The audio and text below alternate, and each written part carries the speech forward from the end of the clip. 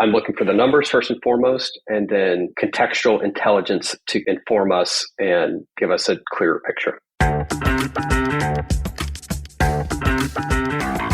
I'm Eric Wilson, managing partner of Startup Caucus, the home of campaign tech innovation on the right. Welcome to the Business of Politics show. On this podcast, you're joining in on a conversation with entrepreneurs, operatives, and experts who make professional politics happen. We're doing a deep dive into the topic of social listening on this episode. For those of us working in the public affairs and political space, we want to know what's being said about our candidates, policy issues, clients, and more.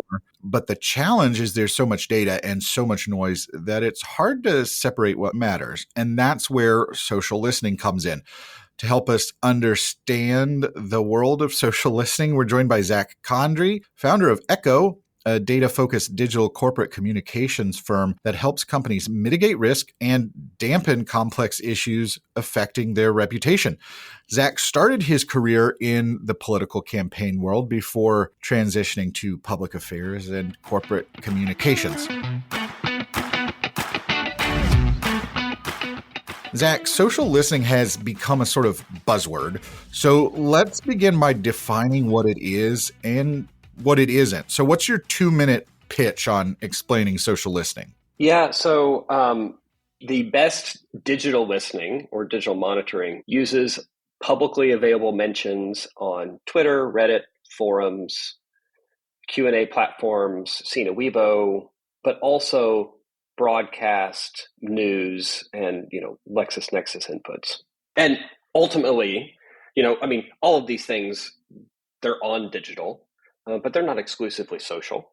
This type of listening used to be exclusively social, but there are several platforms out there that have kind of combined the traditional and the social and really made it about digital listening, which is wonderful. But ultimately, kind of what we're looking for when we're looking at all these digital mentions is volume, velocity, and sentiment, and how those three kind of interplay.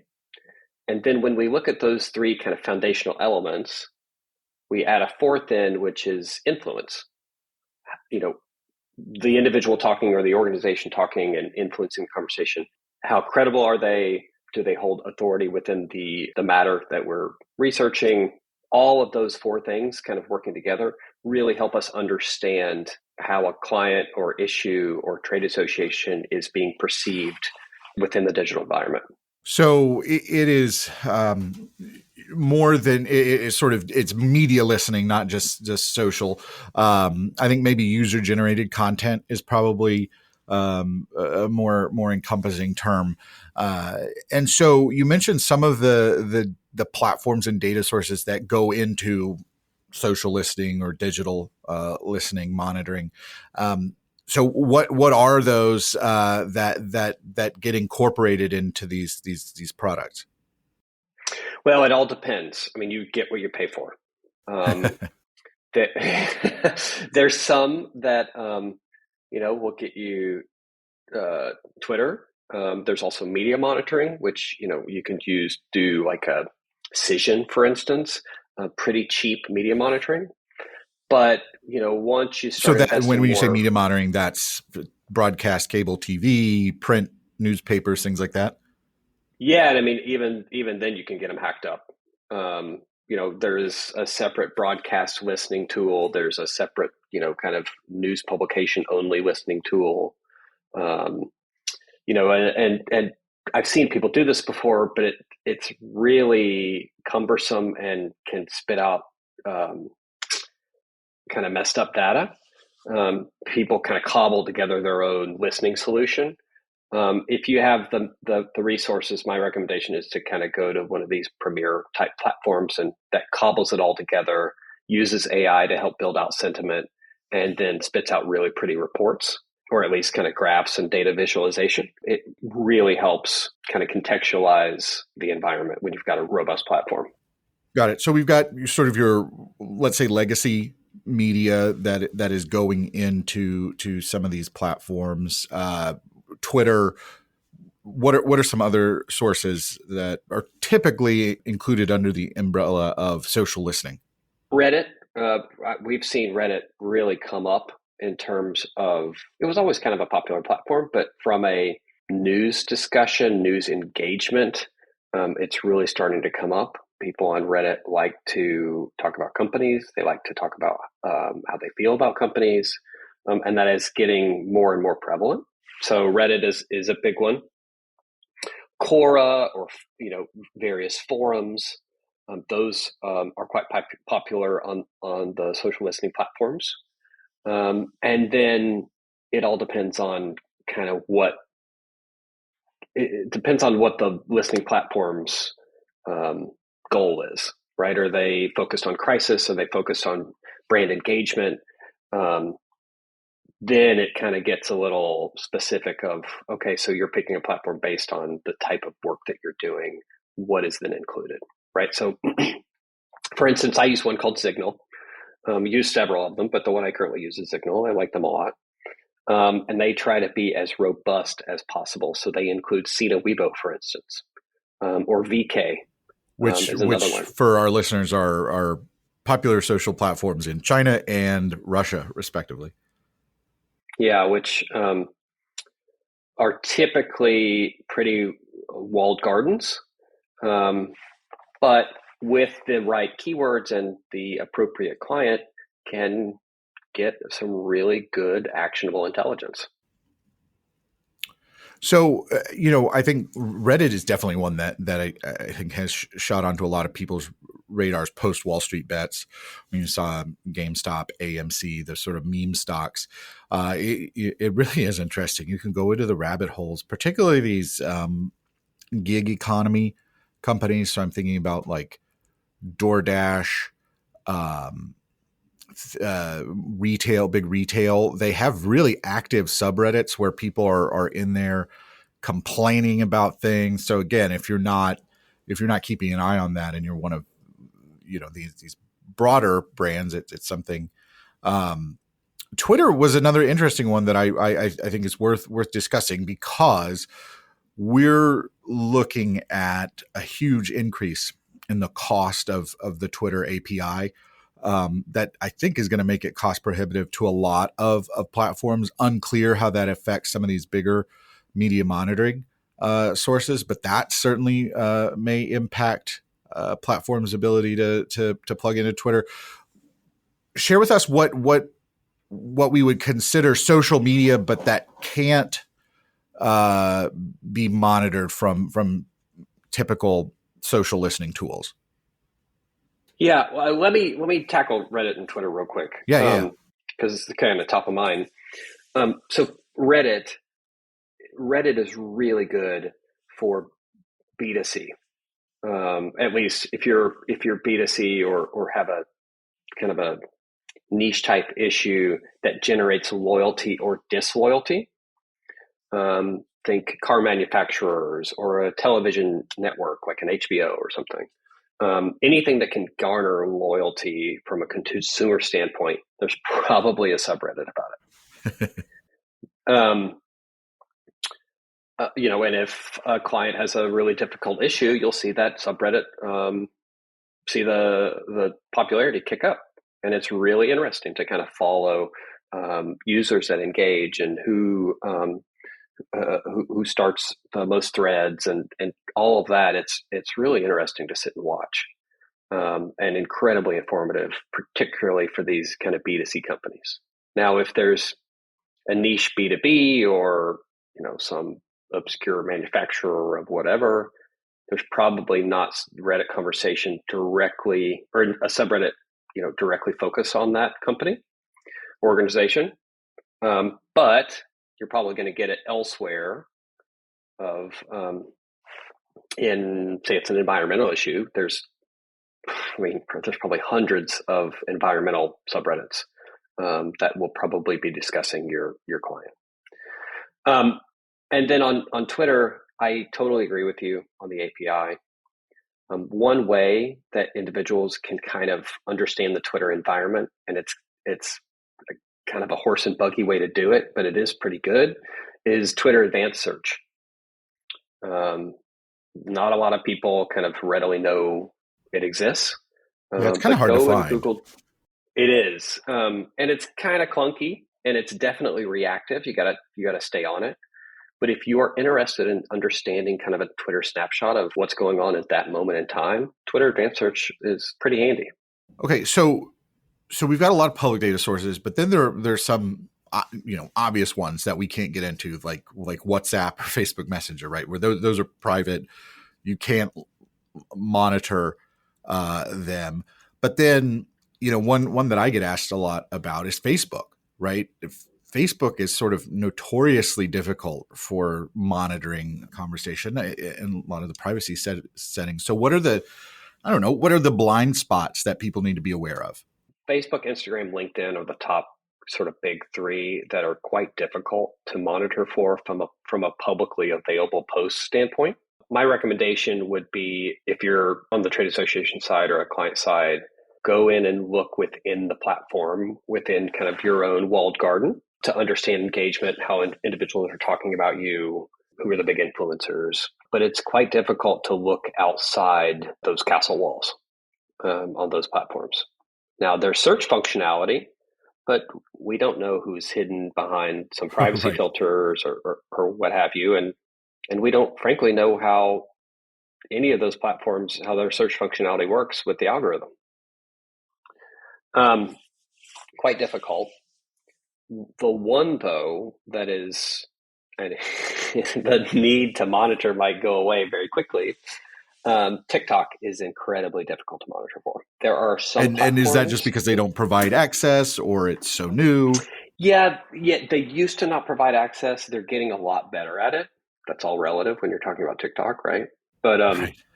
the main issue that I found, there's a few kind of standalone TikTok monitoring solutions that are pretty good, and then some of the kind of larger scale listening solutions try to incorporate TikTok. But the problem is the content type and the scale can be really difficult for these platforms to understand and digest.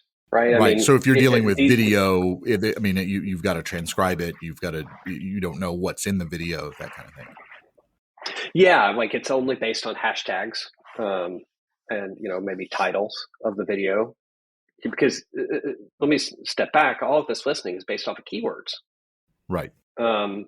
It's based off of company X plus data breach plus whatever whatever you want to understand. It's a combination of keywords. And the users And famously don't adhere to like brand standards and talking about yes, that's things in right. exactly That's right. the preferred way that public affairs pros do. Yeah, and particularly TikTok users, they just throw these, disposable videos up with a few hashtags and maybe some silly title, and then there you go. So that is quite difficult. But then also the scale. I mean, some of these videos get hundreds of thousands, millions of views before you even blink, and these social listening platforms are used to dealing with that kind of steady stream of tweets or Reddit posts or a New York Times article kind of spiking and then chilling out. That's not necessarily the case with TikTok. And if it is the case, it's a lot heavier and a lot hotter. I think So one thing that's to really kind of like combine interesting. all that stuff is difficult. Yeah. One thing that I find really interesting is just the organic cross promotion across these platforms. Like I see so many TikTok videos on Reddit and Twitter, right? That if something is actually popular, it's going to cross over. So you may get some of that, but to your point, with the way the TikTok recommendation algorithm works, it's just like it can be like wildfire sometimes. So now that we've got a good handle on what the data sources are, how do you determine the key metrics to track in a social listening project? Yeah, I mean, we're only really talking about, or at least we only have, at the start of this, we've only talked about listening. Listening does nothing. It's really about understanding the metrics, providing context, and reporting. It all depends. The key metrics depend on what the client wants to do. Are we monitoring for a story to hit? Maybe there's a New York Times story or Politico story that we know is getting written and we're really watching hard for it. And then once it hits, we want to know when it hits and catch it as early as possible and then understand the reach and resonance amongst kind of our key audiences. Do we want to know how public officials engage on an issue? Do we seek to pass legislation? Are we running a legitimate public affairs campaign? I mean, there's literally dozens of different scenarios, and it's based off of those scenarios and then what the client wants, who they want to reach and how they want to get it accomplished. And then we is it out things from like there. Views or key accounts? What are the options that might be out there for folks? I'm really looking for kind of weight on the conversation. Got it. So yeah, going back to volume, velocity, sentiment. To me, velocity is the biggest, but I work a lot in kind of these critical. So velocity is like how quickly something spreads, right? Correct. Yeah. So, maybe it's a big volume, but it's slow, or it's really thin volume, but it moves quickly. All of those kind of dictate how we monitor what key metrics we focus on. But I'm particularly looking for weight. So velocity and then influence. My big rule with data and metrics and reporting is I never want to see a number by itself. It needs to be a comparison to something else, because 100 degrees could be warm. It could be cooler. I mean, I just need to know what the difference is. So what are the trends that you look for in tracking these metrics? Yeah, I mean, to your point, I'm not taking credit for this. I had a boss tell me one time, his saying was, data without context is just counting. And I completely agree with that. I mean, that's what I'm looking for. I'm looking for the numbers first and foremost, and then contextual intelligence to kind of inform us and give us a clearer picture. A lot of times what I'll do, particularly when I start with a client, is I'll do kind of what I call like a landscape snapshot of, okay, they care about this issue. What does that issue look like in the last 2 years? Who's engaged? How heavy has the conversation been? What do the peaks and valleys look like? And then I will pull something kind of similar. I've done the Super Bowl before. I've done, celebrity mishaps, whatever, to show them, okay, this thing that's happening in the news, it is 400x, what you've gone through, and even in the past 2 years, to show them like, okay, so here's the real story on what we're watching, and here's how we're going to watch it, to kind of set the stage. There used to be this metric, the Kardashian, right, which is like how much attention Kim Kardashian gets in a single day. And you pick pick anything. Again, this is showing my age, but you go back 10 years and there was nothing that got more attention than Kim Kardashian on a given day. I don't know what that metric is nowadays, but that is helpful to put in perspective of, it may seem like it's the end of the world to you. It's the center of your universe, but it's barely a blip in sort of popular culture. You're listening to the Business of Politics show. I'm speaking with Zack Condry, founder of Echo, about social listening, digital monitoring. Zack, when I'm working on a project and there's discussion about social listening, or I'm pitched on social listening software, my question is always the same one that you mentioned, but what happens after you listen? Are there actionable insights? Is the organization willing and able to respond to what it hears? So how does a client effectively use that information, that insight that they get from social listening? This is going to sound trivial, but more than half of it depends on the presentation. Are you presenting the presentation of the data? Correct. Either the social listening platform, are they presenting it in a aesthetically appealing way, in a way that can be easily digestible by non-communicators? And then as a communications practitioner, like somebody like me, am I taking it and am I digesting it contextually for the client and giving them proper recommendations based on the data? Or am I just throwing a bunch of graphs and numbers on a page? that makes all the difference in the world whether they listen or not. I know that's silly, but like you hand, some of these reports that I put out one on Fridays for a client. That's like it's like between 20 and 30 pages, and the client's not going to read that. And I understand that some of the client reads that, but I know the CEO doesn't. So we create an executive summary, a one-page kind of tear-off thing of like, okay, all you got to do is look at this one thing, look at this one page, and that really helps us drive decision making because these tools will give you untold amounts of data and graphs, God knows what else, and it's really incumbent upon us to provide digestible, actionable intelligence. I don't think that that's trivial at all. I think that's a really important point, and I want to just dwell on it for a minute, which is, we have so much data, especially when you're talking about digital marketing or digital media. We are not lacking for data. We are lacking for insights. And it's funny, every piece of software you use today has a dashboard, and we've forgotten what dashboards really are. They came from your car, and there were like 5 things on there that you need to keep track of: how fast you're going, your RPMs, how much gas you have, which direction you're going. I mean, there are 4 or 5 pieces of data that you need to see very quickly on your dashboard. If your dashboard looked like half of the dashboards we see in software, you would either be parked on the side of the road or running into a tree, right? And so I think you're exactly right. Having a view, having an editorial perspective on the data and how it's reported is essential if you want people to act on it. Yeah, and that's why I am really concerned about the prevalence of AI. I do not want people to rest on their laurels and just have AI spit stuff out. It takes client knowledge, some real true trench work to provide those insights to clients. So speaking of artificial intelligence, one of the things that's been a challenge in social listening is sentiment analysis. So not only knowing the volume of keywords, the most active platforms, but are the comments positive, negative, indifferent, sarcasm?